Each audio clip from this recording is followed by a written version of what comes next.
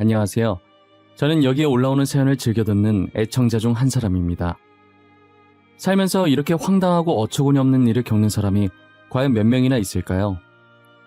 제가 이 나이 되도록 살면서 어이없는 일을 한 번도 안 겪어본 건 아니었지만 이렇게 되도 않는 황당한 사건은 처음 겪게 되어 아직도 어안이 벙벙합니다. 저한테 이런 경험을 안겨준 사람은 바로 시어머니와 남편, 그리고 시아버지, 즉 저희 시댁 식구들인데요. 아무리 시댁 식구들이 막장이라지만 이 정도까지 막장일 줄은 꿈에도 몰랐어요. 제가 왜 이렇게까지 어처구니 없어 하는지 다들 궁금해하실 텐데요. 지금부터 황당스러운 이 일을 여러분들께만 살짝 들려드리려고 합니다. 저는 29살이라는 빠르지도 느리지도 않은 나이대에 시집을 가게 되었어요. 남편은 저보다 2살 연상이었고 친구의 소개로 만나 결혼까지 하게 되었죠. 남편도 저도 별로 특별할 것 없이 지극히 평범한 직장인이었어요. 집안은 남편 말만 들었을 땐 저보다는 남편 집안이 더 잘 사는 것 같아 보이더라고요. 실제로 남편이 더 잘 사는지 확인할 방도는 없었지만 시아버지께서 어마어마한 재벌이라고 들었어요. 그래서 시아버지 말이라면 시어머니와 남편은 죽는 신용도 한다더라고요. 얼마나 재벌이면 그렇게까지 하나 싶었는데 결혼 허락받으러 인사드리러 갔을 당시에 남편 본가는 저희 본가만큼이나 평범해서 잘 사는 집안이라는 느낌이 하나도 안 느껴졌었어요. 저는 재벌이라고 하면 드라마에서 본 것처럼 으리으리한 궁궐집을 생각했었거든요. 그렇다고 해서 시아버지가 재벌이라고 제가 일부러 노리고 남편과 결혼한 건 절대 아니고요. 단지 재벌이라고 하기엔 너무 평범한 집이라서 놀랬다고나 할까요? 가진 것에 비해서 되게 검소하게 사시는 분이시구나 라고 생각했어요. 그런데 남편 말이 아주 거짓말은 아니었는지 남편 본가 앞에 고급 외제차가 있더라고요. 자동차 앞에 붙은 심볼 마크만 봐도 누구나 다 알 듯한 회사의 차였어요. 믿거나 말거나 한 얘기지만 진짜 부자는 자신이 부자라는 걸 티를 잘 안 낸다고 하시잖아요. 그런 것처럼 시아버지께서도 일부러 참은 외제차를 사시고 집은 평범한 집을 샀나 했어요. 시아버지는 옷차림새도 깔끔하시고 전체적으로 옷 입는 스타일이 나이대랑 안 맞게 세련되셨더라고요. 엄청난 부자답게 얼굴이며 옷이며 전부 귀티가 흘러 넘친다고나 할까요? 저는 시아버지를 마주하는 순간 남편에게 들은 말들을 믿게 되었죠.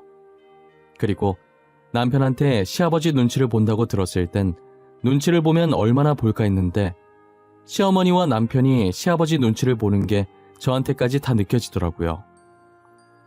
행동 하나를 하더라도 시아버지의 현재 기분을 체크해가며 행동하더라고요. 이게 진짜 남편과 아버지를 대하는 태도인가 싶을 정도였어요. 보는 제가 다 불편해서 속이 답답하고 그냥 집에서 나오고 싶더라니까요. 괜히 저까지 눈치 보게 됐는데 시아버지께서는 저를 편하게 대해주시더라고요. 저한테 처음 인사 온 거라 너무 긴장한 거 아니냐며 장난도 쳐주시면서요. 생각보다 젠틀하신 시아버지를 보고 시어머니와 남편이 사서 눈치를 보는 거구나 했어요. 결혼을 하고 나서도 시어머니와 남편은 여전히 시아버지에게 찍소리도 못했고 저는 시아버지께서 잘 챙겨주셔서 저와 시아버지 관계는 아주 좋았어요. 하지만 시아버지께서 제게 잘해줄수록 저와 시어머니 관계는 조금씩 금이 가기 시작했죠. 항상 자신은 눈치를 보며 시아버지와 살고 있는데 저는 친부녀지간처럼 친하게 지내니 시어머니께서는 며느리를 상대로 질투를 하시기 시작하는 거예요. 저는 정말 아무 감정도 없었는데 시어머니께서는 제가 시아버지께 꼬리친다고 생각하신 거죠. 한날은 저를 시댁으로 부르시더니 제가 집 안으로 들어가자마자 머리채부터 잡고 흔드시더라고요.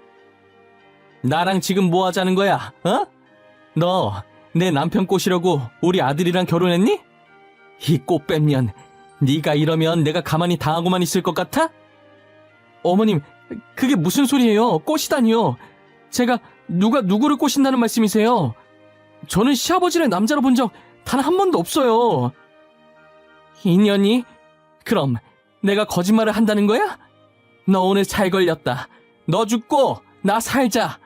내가 너 시아버지한테 눈웃음 살살 칠 때부터 알아봤어, 이년아. 어머님, 정말 왜 이러세요? 저는 아무 짓도 한 거 없어요. 잘못한 거 없다고요. 머리 좀 놓고 말하세요, 네? 저 진짜 아무것도 안 했다니까요. 안 하긴 뭘 안 해. 내가 두 눈으로 똑똑히 봤는데 내 눈은 폼이니? 꽃뱀년. 내가 너를 허락해주는 게 아니었는데 어쩌다 이런 년이 우리 집에 들어온 거야. 시어머니께서는 제 말을 들으려고 하시지도 않고 대뜸 제가 시아버지를 꼬셨다면서 소리를 지르고 머리채를 잡고 뺨을 때리고 진짜 난리도 아니었어요. 저는 아무것도 한 게 없는데 이렇게 다 하고만 있으려니 눈물만 나더라고요. 얼마나 세게 잡고 흔드셨는지 손가락으로 머리를 빗으니까 머리카락이 후두둑 빠졌어요. 집으로 돌아오는 길에 빠진 머리카락을 보는데 그냥 미친 사람 마냥 웃음만 나는 거예요. 이게 무슨 어이없는 일인가 싶어서요. 막장 드라마에서만 보던 일을 제가 직접 겪게 될 줄 누가 알았겠어요. 눈물도 안 나고 정말 어이가 없어서 웃음만 나왔어요. 실성한 사람처럼 터덜터덜 걸으면서 어깨를 들썩일 정도로 웃었죠. 당연히 사람들은 저를 미친 사람 보듯 쳐다봤고 저는 사람들 시선을 신경 쓸 정신이 없었어요. 그래도 일 크게 만들고 싶지 않아서 머리를 정돈하고 집으로 들어갔어요. 남편은 제가 시어머니에게 머리가 뜯기고 뺨을 맞았는지도 모른 채 밥 달라고 하고 있었죠. 오늘만 남편 보고 차려 먹으라고 하고 안방으로 들어왔는데 남편은 또 남편대로 난리를 치는 거예요. 시연아, 밥은? 나 아직 밥 못 먹었는데. 아, 배고파. 빨리 밥 좀 차려줘. 나 아까 점심도 대충 먹었단 말이야. 빨리 밥 차려줘. 오빠, 진짜 미안한데 오늘 하루만 오빠가 알아서 밥 차려 먹어. 나 지금 밥 차릴 기분이 아니야. 밥 먹고 싶지도 않고. 나 혼자 어떻게 먹어? 시연아, 얼른 일어나. 어? 밥 먹자, 밥. 나 지금 무지하게 배고파. 배가죽이 등짝에 달라붙었다고. 오늘만 오빠가 밥 차려 먹으라고. 내가 무슨 오빠 밥이나 차려주려고 결혼한 줄 알아? 한두 살 먹은 어린애도 아니고 혼자서 밥을 왜 못 먹어? 라면이라도 끓여 먹던가. 왜 화를 내고 그래? 내가 미안해. 라면 끓여 먹을게. 그러니까 화내지 마. 내가 잘못했어. 나는 그냥 같이 먹고 싶어서 그랬던 거야. 저녁은 내가 알아서 차려 먹을게. 저는 계속해서 밥 차려달라고 하는 남편에게 소리를 질러버렸고 남편은 제 눈치를 보며 방에서 나갔어요. 남편은 잘못한 게 하나도 없는데 괜히 소리를 지르면서 화풀이한 것 같아서 미안했죠. 거실에서 호로록거리면서 남편의 라면 먹는 소리가 들리는데 짠하면서 미안하기도 하고 아까 당한 서름 때문에 눈물이 나서 안방 화장실에 씻으러 들어가는 척하면서 물 틀어놓고 엄청 울었어요. 다시는 이런 일을 만들지 말아야겠다는 생각에 시아버지를 멀리하기로 마음먹었죠. 저는 그 뒤로 시아버지와 마주치면 예전과 달리 몸이 건조하게 반응했어요. 시아버지는 그냥 제가 기분이 안 좋은 줄로만 알고 제 기분을 풀어주려고 저를 계속 따라다니시는 거예요. 그러면 그럴수록 저는 더 차갑고 쌀쌀맞게 시아버지를 대했어요. 하지만 시어머니께서는 새로운 방법으로 시아버지를 꼬시는 거냐며 저를 더 몰아세우셨죠.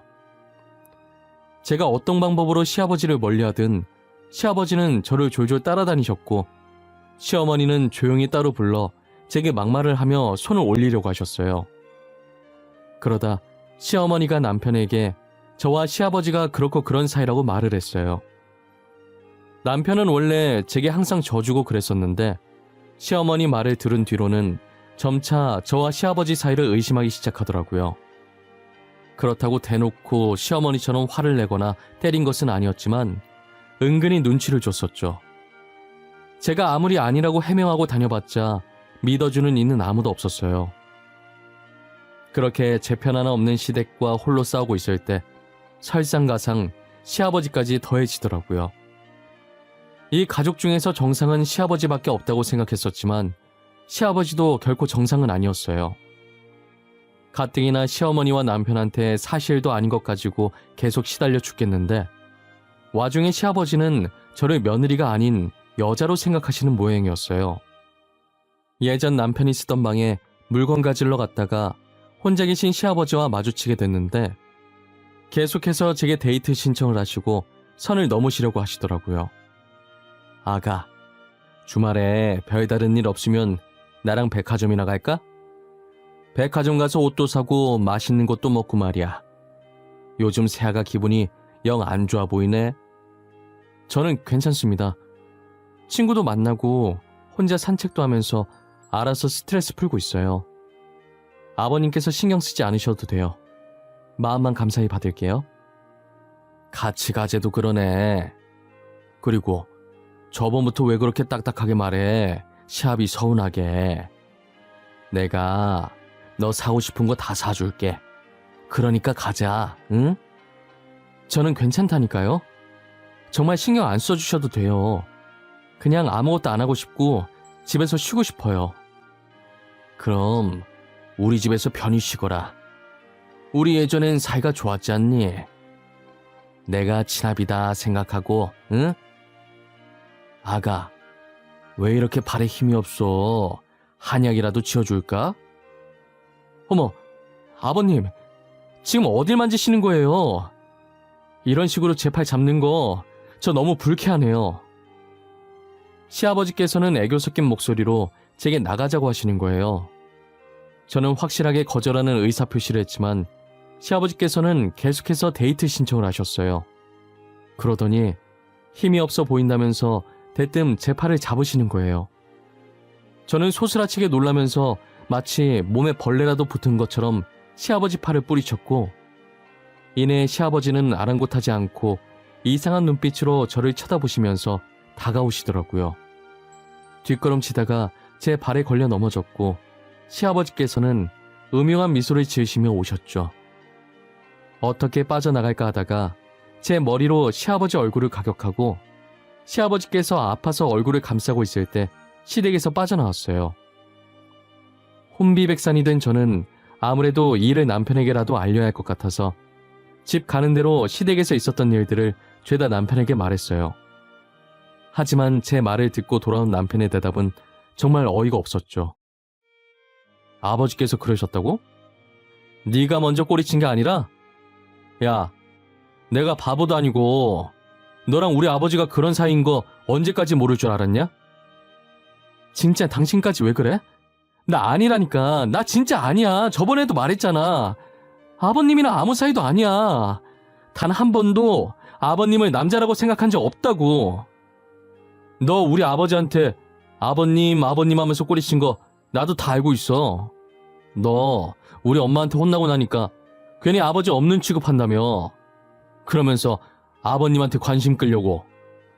무슨 소리야. 내가 언제 아버님 관심 끌려고 했는데? 나 관심 끌려고 한 적 없어. 괜한 오해 사기 싫어서 아버님 모르는 척 한 것뿐이야. 그리고 난 확실히 거절했어. 미친년. 너 나 만나기 전에 다른 남자들한테도 이런 식으로 꼬셨냐? 하님, 지금도 다른 남자들 꼬시고 있는 거냐? 나이 차 안 따지나 봐. 대단한데? 이미 시어머니께 세뇌당한 남편과는 아무런 말도 통하지 않았어요. 시아버지와 제 사이를 의심하는 것도 모자라 이제는 다른 남자들도 꼬시고 있냐며 막말을 했죠. 직접 듣지 않으면 남편이 제 말을 도저히 믿어주지 않을 것 같아서 시아버지와 만날 때마다 녹음을 켰어요. 저는 제 말이 사실인지 아닌지 직접 들어보라며 녹음본을 들려줬고, 남편은 제 녹음본을 듣고도 괜히 둘 사이 의심 피하려고 일부러 시아버지와 짜서 녹음한 거 아니냐고 하더라고요. 해명을 하면 할수록 어이없는 대답만 돌아오니 참고 살려고 해도 도저히 안 되겠더라고요. 이 집안은 정말 말이 안 통하고 더 있다간 저만 정신병에 걸릴 것 같은 느낌인 거예요. 더 험한 꼴을 당하기 전에 이혼을 해서 이 집구석과 연을 끊어야겠다고 마음을 먹었어요. 그러기 위해선 이혼 소송을 걸 수 있을 만한 증거들이 필요했고, 저는 증거를 모으기 위해 일부러 시댁 식구들 앞에 나타났어요. 시아버지는 물론이고 남편이 제게 쏟아붓는 말들도 모조리 녹음했고, 시댁에 아무도 없을 때 카메라를 몰래 숨겨놔 시어머니께서 제게 한 짓까지도 다 미리 녹화해 두었어요. 그리고 저는 그 증거 영상과 녹화본을 가지고 시댁 식구에게 걸 수 있는 모든 소송들을 걸게 됐죠. 제 증거로 시댁 식구들의 죄가 인정되어 세 사람에게 많은 위자료를 받게 되었어요. 다시는 시댁 식구들과 얼굴을 마주하고 싶지 않아 다른 동네로 이사를 갔어요. 아무리 시댁이 싫어도 차마 가족들과 친구들이 있는 고향을 떠나고 싶지 않더라고요. 저는 그들에게 받은 위자료들을 가지고 조그맣게 옷사업을 하게 됐어요. 당연히 처음부터 잘 되진 않았지만 인플루언서였던 친구가 홍보글을 올려줘서 덕분에 매출이 아예 저조하진 않았었죠. 제가 발품 팔아서 판매한 옷도 있고 전공을 살려서 직접 제작해서 만든 옷도 있었어요. 발품 팔아서 판매하는 옷보다 직접 제작한 옷이 더 인기가 많아서 나중엔 직접 제작한 옷들만 판매하기 시작했어요. 첫 사업이다 보니까 기대를 하나도 안 했었고 이 정도까지 단기간에 대박 날 줄은 정말 몰랐어요. 이게 다 유명 인플루언서인 친구의 공이 굉장히 컸죠. 시간이 지날수록 혼자서 모든 업무를 쳐내기에 버거워졌고 그래도 끝까지 혼자 해보려다가 결국 직원을 2명 정도를 고용하고 조그만한 오피스텔을 구해 사무실로 만들었어요. 제 인생의 첫 작업실이자 사무실은 이렇게 조촐하게 시작해봤어요. 그러다 제가 홈페이지 공지에 앞으로 수익금 일부를 미혼모에게 기부한다고 했더니 매출이 2배 가까이 상승했고 계속해서 입소문이 나는지 주문량이 폭발하더라고요. 저희 쇼핑몰은 얼마 지나지 않아 회사까지 하나 짓게 되었죠. 이혼을 한 지 불과 2년이라는 짧은 시간이었지만 저는 꽤나 많은 돈을 벌게 되었어요. 과연 시아버지께서 얼마나 많은 재산을 가진 부자셨는지는 모르겠지만 조만간엔 시아버지 버금갈 정도로 부자가 되지 않겠나 싶어요. 저는 첫 번째 결혼을 실패한 이후로 재혼이라는 건 상상도 하지 못했어요. 또 전 시댁 식구들 같은 사람들 만나서 뺨을 맞고 폭언을 들을까봐 감히 엄두도 안 났었죠. 하지만 저희 회사와 협약을 맺은 공장 직원이 제게 끝없이 구애를 하더라고요. 10번 찍어 안 넘어가는 나무 없다는 말이 있듯이 연애한다고 다 결혼하는 것은 아니니 가볍게 만나보자는 마음으로 공장 직원의 고백을 받아들였어요. 저는 애초에 고백 받아주기 전에 모든 것을 오픈하고 남자친구를 만났어요. 재영씨, 저는 재영씨가 정말 착하고 괜찮은 사람인 거 알고 있어요. 하지만 저는 이혼녀예요. 한번 갔다 온 사람이라고요. 그래도 괜찮아요? 이혼녀인 게 왜요? 요즘 이혼녀가 흠인가요? 시연씨가 잘못해서 이혼한 거 아닐 거 아니에요. 제가 보기엔 시연씨는 절대 이혼당할 행동 같은 거 할 사람이 아닌데. 네, 재영씨 말이 맞아요. 저는 정말 떳떳해요. 저는 진짜 잘못한 게 하나도 없어요. 전 시어머니와 전 남편이 억지로 저를 시아버지와 나쁜 관계라고 하면서 때리고 욕했었어요. 그래서 이혼했죠.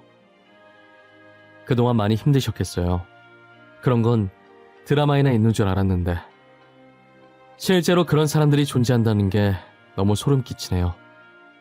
저를 밀어내실 만하셨어요. 재영씨가 싫어서 그런 건 절대 아니에요. 재영씨는 정말 좋은 사람이에요. 저 같은 여자랑 만나기 아까울 정도로요. 시연씨 같은 사람이 어때서 그래요?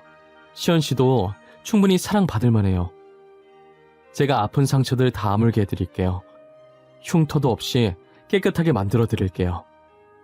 남자친구는 제 말에 절대 제 잘못으로 이혼한 게 아니라며 저를 위로해 주더라고요. 오히려 제 아픈 상처들까지 보듬어주는 착한 남자였죠. 저는 남자친구의 진심 어린 위로 덕분에 마음을 열고 만남을 시작할 수 있었어요. 다시는 올 일 없을 것 같던 행복이 제게 찾아왔고 남자친구는 누구보다 저를 아껴주고 사랑해 주었어요. 이런 사람이 세상에 진짜 존재할까 싶을 정도로 착하고 다정했어요. 제 과거가 어떻든 온전히 저라는 사람 하나만 보고 사랑해준 사람이에요. 착해 빠져서 저러다 배신당하면 어쩌나 했는데 아무한테나 착하게 대하는 건 아니었더라고요.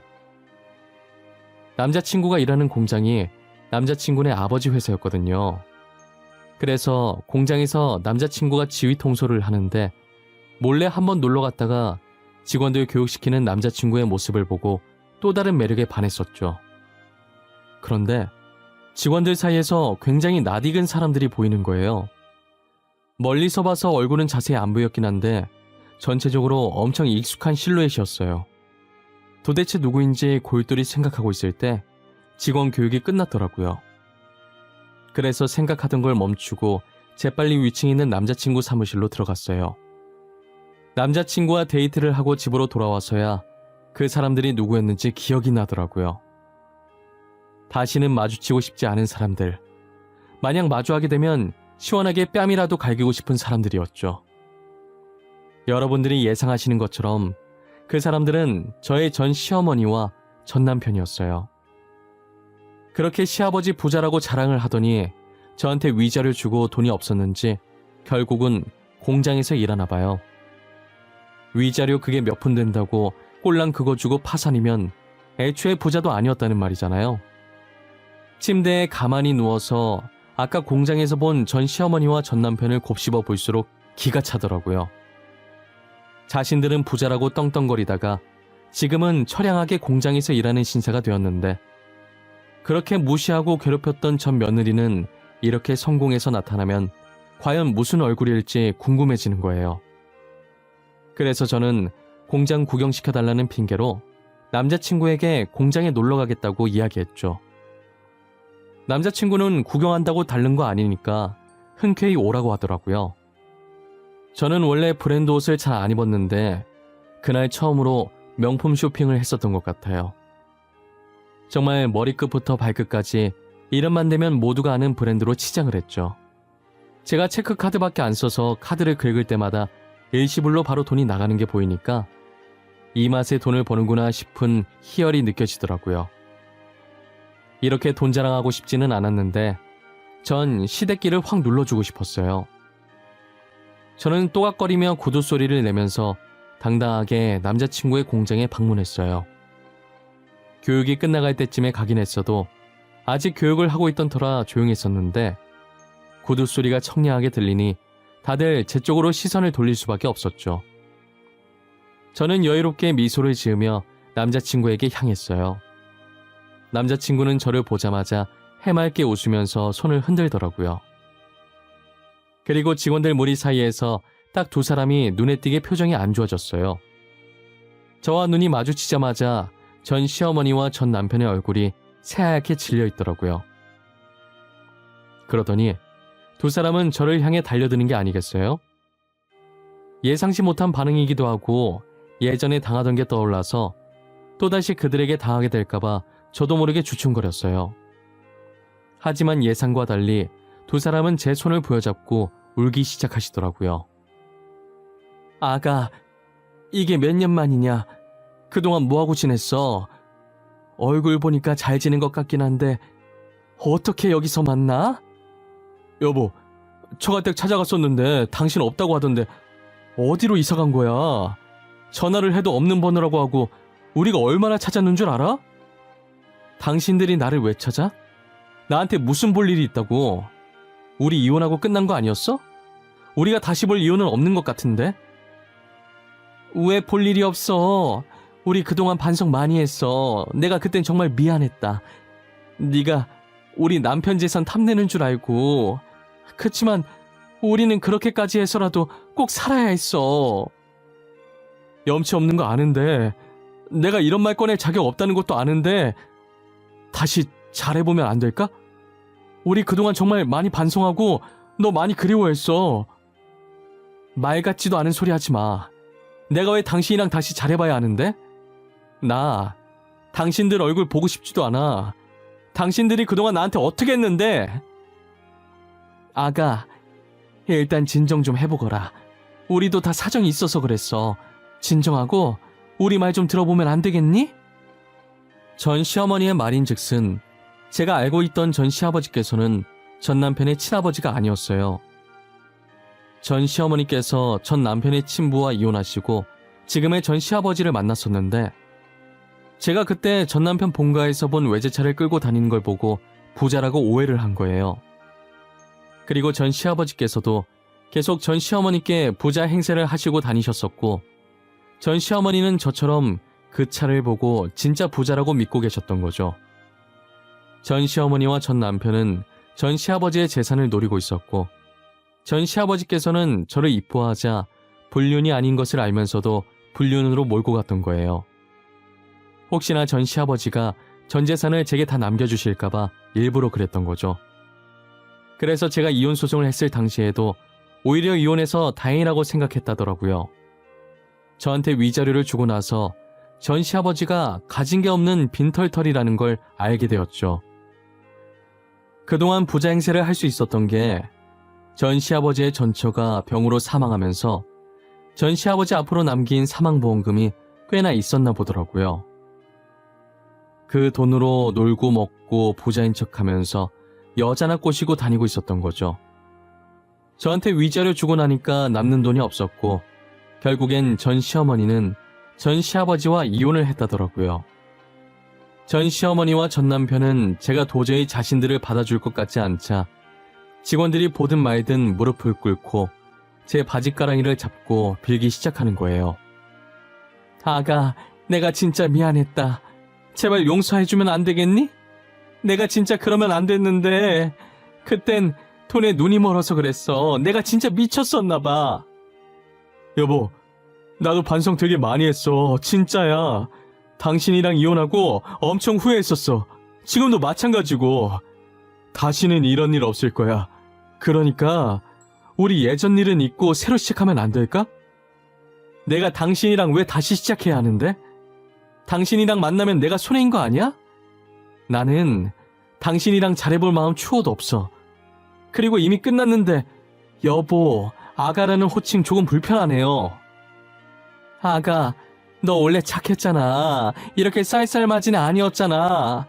우리 완전 새 사람으로 태어났어. 예전에 우리가 아니라니까. 저기요, 그만 좀 하시죠. 지금 직원들 다 보고 있어요. 회사에서 지금 이게 뭐하는 짓입니까? 이 사람 제 여자친구입니다. 다시 시작해보자는 말 하지 말라는 얘기예요. 그리고 저희 곧 결혼합니다. 남자친구는 참다 도저히 못 봐주겠던지 제 앞을 막아섰고 두 사람을 향해 윽박을 지르더라고요. 그리고 그들에게 제가 자신의 여자친구임을 밝혔고 곧 결혼할 사이라고 말했죠. 결혼할 사이라는 말에 그들은 놀라서 남자친구를 봤고 저도 아직 청혼받은 게 없어서 그들처럼 놀랐었어요. 하지만 곧바로 표정 관리를 했고 남자친구는 표정 한 번 안 변하고 그들을 몰아세웠어요. 공과사 구분이 뚜렷했던 남자친구였기에 사적인 일로 해고를 하지 않는 사람이었지만 이렇게 공적인 장소에서 무례하게 행동한 것엔 책임을 져야 한다고 했죠. 남자친구는 전 시어머니와 전 남편에게 내일부터 출근하지 말라고 통보했어요. 그들이 울면서 안 된다고 일해서 돈 벌어야 한다고 사정했지만 남자친구는 흔들림이 없었죠. 결국 경비를 불러서 시끄럽게 난동을 피우는 그들을 쫓아냈어요. 남자친구는 제 어깨를 감싸며 괜찮냐고 걱정을 해주었고 저는 괜찮다고 고개를 끄덕거렸어요. 이렇게 청혼할 건 아니었는데 저 사람들 때문이라도 하루빨리 결혼을 하자고 말하더라고요. 멋스럽진 않지만 남자친구의 마음은 진심이었기 때문에 청혼 아닌 청혼을 받아들이게 됐어요. 지금은 상견례까지 하고 결혼 날짜를 받아놓은 상태예요. 나중에 남자친구가 다시 프로포즈를 하긴 했는데 프로포즈 받는 내내 계속 그때가 생각나서 웃기더라고요. 솔직히 뒤에 받은 프로포즈보다 공장에서 받은 프로포즈가 더 인상 깊긴 했어요. 아마 저처럼 얼떨결에 멋없는 청혼을 받은 사람은 또 없을 거예요. 솔직히 그날도 자칫하면 안 좋은 기억으로 남을 수 있었는데 그래도 남자친구 덕분에 이렇게 재미있는 에피소드 하나로 남게 되었네요. 저는 지금 행복하게 남자친구와 결혼 준비를 하고 있어요. 그리고 겹경사로 소중한 아기 천사가 남자친구와 제게 찾아와 주었어요. 아직은 초기라 조심할 때라서 예비 시부모님도 남자친구도 저를 공주대하듯 하십니다. 이런 대접을 받아본 게 처음이긴 한데 막상 받아보니 기분은 좋더라고요. 정말 제가 공주가 된 것 같은 기분이 들었어요. 저는 이혼을 경험하면서 정말 많은 것을 배우게 되었고 또 많은 것을 느끼게 되었어요. 행복은 쉽게 찾아오는 게 아니라더니 온갖 고난을 다 겪고 결국은 이렇게 행복해졌네요. 저는 힘겹게 찾아온 행복을 다시 놓치고 싶지 않아요. 제 이야기는 이쯤에서 마무리해보려고 합니다. 여러분들은 제 이야기를 듣고 무슨 생각을 하셨나요? 정말 막장 드라마가 따로 없다고 생각하셨나요? 아니면 저처럼 이런 일을 겪고 공감을 하셨나요? 무엇이 됐든 힘든 일 뒤에는 꼭 좋은 일이 따라온다라는 걸 잊지 않았으면 좋겠어요. 지금까지 이야기 들어주셔서 감사하고 늘 건강하시고 행복하셨으면 좋겠습니다.